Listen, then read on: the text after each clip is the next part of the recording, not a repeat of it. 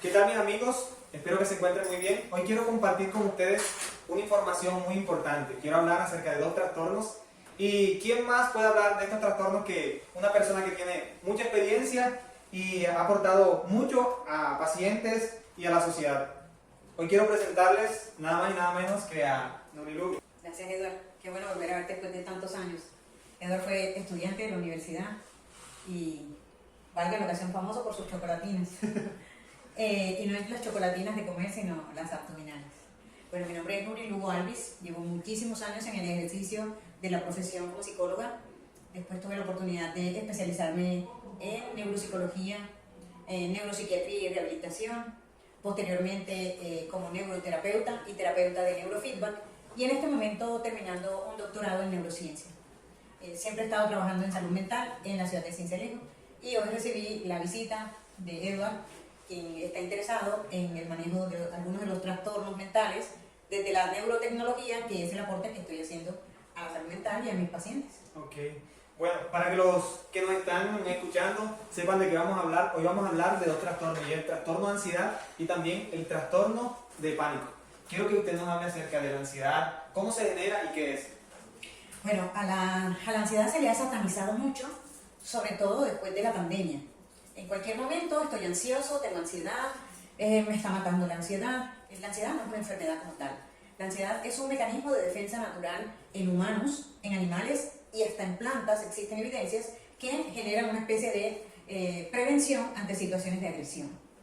De hecho, cuando la dormidera, la plantita esta, siente que alguien la va a pisar, ella se recoge y se preserva. Los animales también lo hacen, con la diferencia de que el animal intenta atacar porque no tiene un mecanismo para conciliar. Los seres humanos manifestamos la ansiedad de varias formas, usualmente con sensaciones de tipo visceral, es decir, respiratorias, digestivas, a nivel de sudoración, piel, taquicardia, y en algunas otras ocasiones con sensaciones de tipo psíquico como desorientación espacial, temporal, despersonalización, y en muchos casos conllevando a la persona a tener pérdida del control. Okay. Estamos allí ante lo que se denomina el trastorno de pánico, o como aparece en los libros diagnósticos de DSM-5 o CIE-10, un trastorno de ansiedad paroxística. Muy frecuente hoy día, inclusive se utiliza como diagnóstico trastorno de ansiedad. Aunque lo que observamos es que en la mayoría de las patologías o de los trastornos mentales, la ansiedad aparece siempre como punta del iceberg. La ansiedad lo que nos indica es que algo más está ocurriendo con esa persona y que por lo tanto tenemos que indagar qué produce, por qué se disparan las alarmas, por qué de esa manera. Si nosotros tenemos un vehículo y el vehículo está disparando la alarma cuando alguien que pasa por allí estornuda, o cuando cae la rama de un árbol, o cuando alguien tose, quiere decir que el sensor de ese vehículo está muy sensible y responde a cualquier estímulo. Eso pasa con las personas con ansiedad. Responden muy rápidamente porque evidencian o perciben las cosas del entorno, inclusive de sus propios pensamientos, como una amenaza. Y aparece la sensación de ansiedad. ¿Qué conlleva a una persona que padezca estos trastornos, que padezca la ansiedad? ¿A qué los conlleva? Bueno, usualmente el mecanismo de defensa que utiliza alguien con ansiedad es la evitación. Entonces, por ejemplo, si le temo a las escaleras eléctricas, termino por evitar todos los lugares donde hay escaleras eléctricas, produciendo a mediano plazo una fobia. Cada vez que yo evito una situación, se me va volviendo cada vez un poco más complejo afrontarla o asumirla.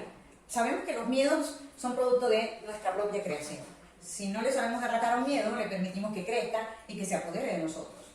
Creo que todos alguna vez tuvimos un miedo y somos conscientes de que el miedo se resuelve realmente cuando lo afrontamos como una situación crítica o patológica. Y existen miedos naturales en determinados momentos de la edad. Los miedos irracionales, los miedos a monstruos, etcétera, en la infancia, y luego otros miedos mucho más cercanos a la realidad en la etapa del adolescente y del adulto. Inclusive el temor a la desaprobación social. Después de la pandemia, con tanto periodo de encierro, con tantos argumentos reales y fantaseados sobre el COVID, se disparó mucho más la ansiedad. De hecho, creo que la verdadera pandemia fue la salud mental. Y desde muchos puntos de vista, la ansiedad se volvió el compañero de muchas personas. Todo se vive desde el miedo. Yo todavía veo personas que, bueno, quienes estamos en el área de la salud, todavía tenemos uso obligatorio del tapabocas, pero uno ve personas que todavía están usando jabón, el tapete, se limpian los pies, antibacteriales. Digamos que es un mecanismo preventivo que se exageró, se disparó en las personas con un componente ansiógeno o con tendencia a la ansiedad. Ok. Ahora, ¿en qué áreas de la vida cotidiana pueden afectar una persona que esté padeciendo algunos criterios o síntomas de lo que ya mencionó? Bueno, básicamente la ansiedad, una de las principales áreas de la vida cotidiana que afecta es el ciclo del dormir, la conducta del dormir. El insomnio en cualquiera de sus fases, desde insomnio en la fase inicial, o sea, dificultad para conciliar el sueño, o un sueño interrumpido, que es dormir, despertar, dormir, y otro es la fase hipnagógica, que es despertar a las 3 o 4 de la mañana, que se denomina el polo de la angustia, y que es cuando la persona despierta porque el nivel de tensión es tan grande que su cerebro le está diciendo, despiértate y hacer algo, no puedes estar sin hacer nada.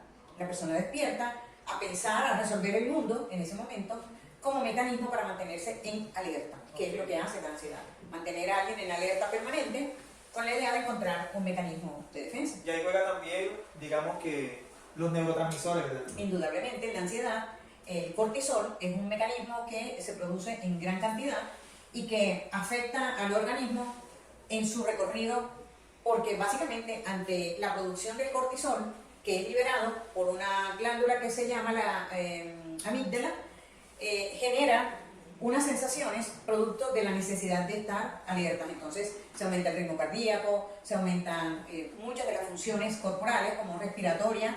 El hígado juega un papel fundamental porque la misión del hígado es liberar grasas para favorecer la digestión. Sin embargo, el hígado ante una crisis de ansiedad libera grasa, que es lo único que sabe hacer o que puede hacer en este momento, y ante un momento de estos críticos una persona puede presentar picos de hipertensión, colesterol y triglicéridos altos. De hecho, mucha gente presenta siempre el colesterol alto.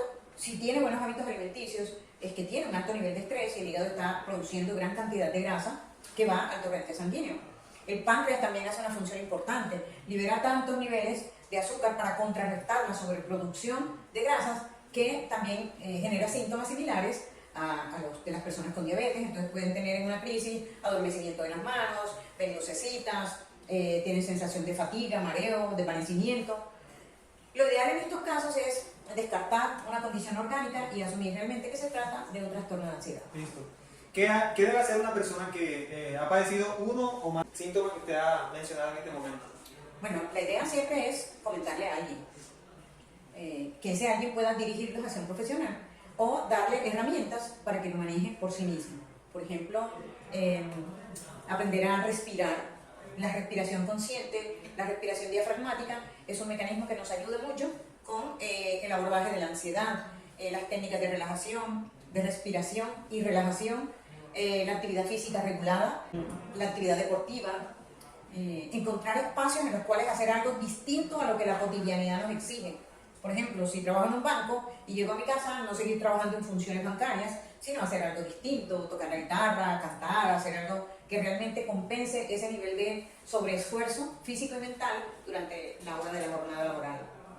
¿Qué otras actividades se pueden hacer? Bueno, cuando nosotros estamos ante una crisis de pánico, lo que realmente está ocurriendo es que el sistema nervioso simpático activa todas las defensas de forma involuntaria, generando en la persona una sensación incontrolable. Si nosotros ponemos al servicio de la crisis el sistema nervioso parasimpático, entonces vamos a encontrar mecanismos que nos ayuden a enfrentarnos a esa situación. Sabemos que un pensamiento repetitivo de no lo voy a lograr, no voy a poder, no voy a ser capaz, me va a dar un infarto, me voy a morir, lo que hace es aumentar la crisis porque dispara mucho más las situaciones de miedo. Claro. Se ha comprobado que alguien no muere en una crisis de pánico, su corazón está en perfecto estado, está latiendo producto de un miedo como un mecanismo de defensa. El corazón está bombeando oxígeno a los músculos, a los órganos, a los huesos, para que la persona pueda huir o atacar. Pero realmente la persona en ese momento está tan confundida que lo que piensa es que va a morir en esa crisis. Y desafortunadamente hasta hace poco se consideraba que tenía manejo profesional, simplemente se decía, no tiene nada, y lo mandaba para su casa. Señora, su laboratorio está normal, su electro está normal, todos los exámenes y signos vitales normales, usted no tiene nada. Decía la persona, pero ¿cómo es posible que me digan que no tengo nada si yo sentía que me estaba muriendo? Entonces, existen diagnósticos donde se justifica y se razona sobre el estado que vivía la persona, y últimamente se está ahondando sobre la relación que existe entre el detonante emocional, pero un componente orgánico leve de tipo neuropsicológico. Okay. Si alguna persona de las que nos están viendo quizás está padeciendo alguno de estos criterios, pero a la vez de pronto tiene prejuicios para ir al médico o al psicólogo, porque el psicólogo, como se dice por ahí culturalmente, que es para personas que tienen desequilibrio mental o que son locos, ¿qué le dirías? Bueno, yo prefiero ser un loco con salud mental y no alguien con ansiedad que afuera me dijeran, es normal, todo está bien. La idea es realmente consultar y buscar ayuda. Existen muchos mitos con respecto a la salud mental. Si tengo un granito, voy porque se ve. Si se me cae el pelo, voy porque se nota. Si tengo un grano, voy. Pero como se trata de mi vida emocional, de mi estado de ánimo, entonces no consulto. Entonces no voy. Y mucha gente dice, ponle ganas, pon de tu parte, haz un esfuerzo. Tú puedes, sal, diviértete. Espero no generar controversia, pero ve a la iglesia, ve a orar. O sea, eso ayuda, pero no es lo que realmente resuelve el trastorno de ansiedad. Por pertenecer al grupo de los trastornos, no es una enfermedad permanente.